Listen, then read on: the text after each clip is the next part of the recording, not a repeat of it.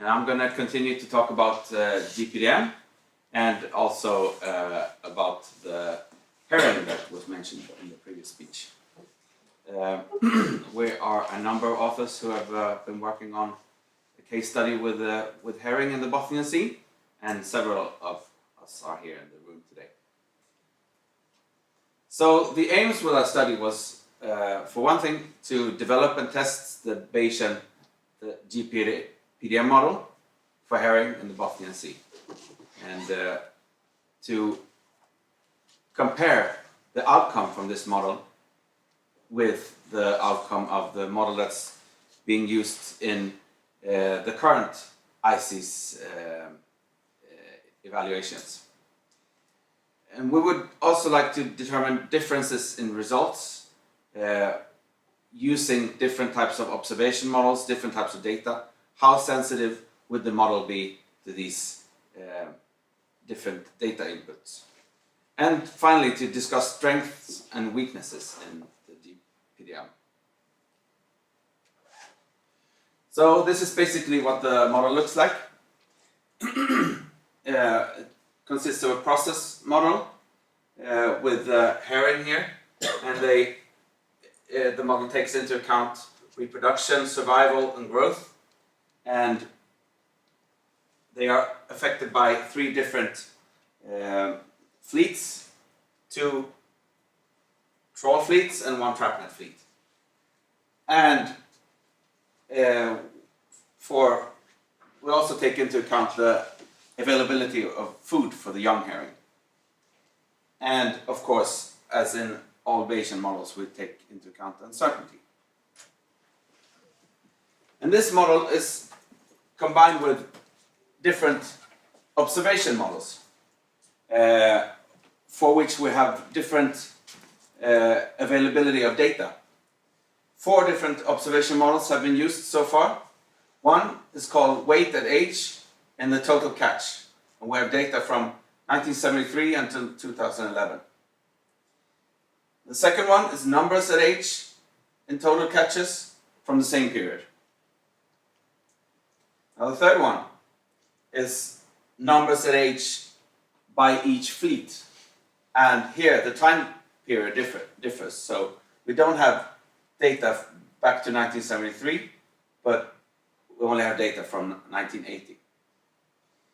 And the final observation model that was used was total population number from an acoustic survey, and we only had that for 4 years. So as you can see, the availability of data differed between the 4 observation models, and as you will see, this will have some impacts on results.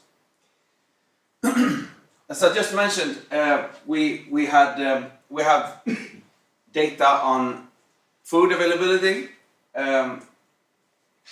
In particular, this little zooplankton called Bosmina, which we previously found that Bosmina abundance is tightly correlated to the abundance of 1-year-old herrings. So we could basically use the Bosmina data to improve the output that we get.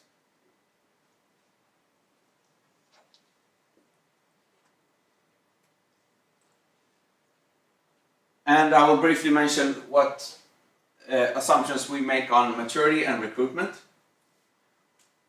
We assume that individuals mature from 14 centimeters of length. So we use a length-based measure on maturation. And on egg survival, we have 2 different alternatives that we investigated. One was a Ricker function with no environmental covariates, and another one was a Ricker function including Bosmina and temperature.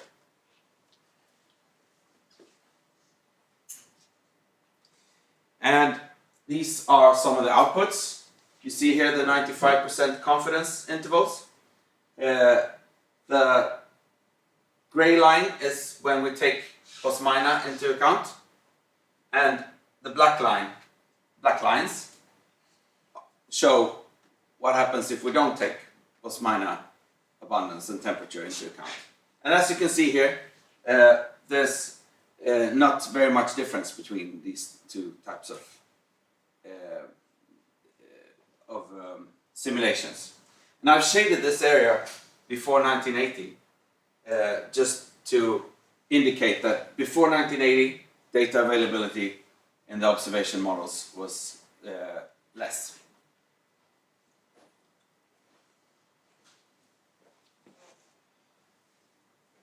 And when we turn on the acoustic survey observation model, we saw an interesting thing. We only had data between 2007 and 2010, but still, during this whole period, I will say, I should add that with the acoustic survey, we should be looking at the gray lines, comparing with the black lines with no acoustic survey. So even though we only had data for 4 years, the acoustic survey data narrowed the uncertainty range for most of this whole period.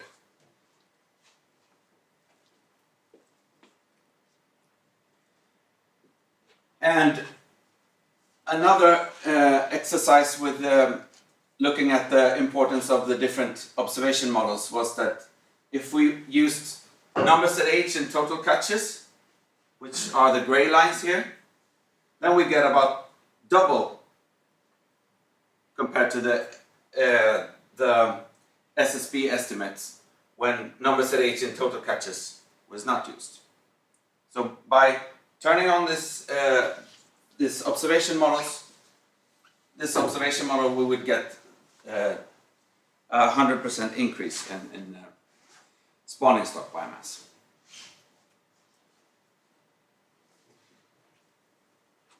And a final slide of results. We're comparing the current ICES model, which is called SAM. It has dashed lines here in this graph. We're comparing them with the GPDM with using a similar setup as they use in the current ICES model. And so we see some interesting patterns with the GPDM. We see an indication of a declining stock, declining spawning stock biomass, whereas the currently used ICES model indicates an increase in spawning stock biomass. However, as you see here, they end up in about the same place. So they're basically saying that today we have the models agree on how much herring there is, but they differ about the trends. And this has sparked some controversy, while some people, some experts see that there's an explanation to this supposedly declining trend, whereas the assessment people in ICES, they've said that, well, our data shows that the trend is increasing. So this is kind of an interesting controversy. We'll see where it ends. And conclusions are that an advantage with GPDM is that there's more detailed parameterization, more biological knowledge included in the model, and other types of knowledge than the currently used ICES model. GPDM can be used to investigate the value of information, how important the different sources of information are for producing more accurate results. A disadvantage with the GPDM is that, in our experience, it's taken between 4 and 8 million iterations to make a converged run, and this has taken us up to 1.5 months for one simulation run. As I mentioned before, the environmental dependent recruitment with Bosmina and temperature changes very little.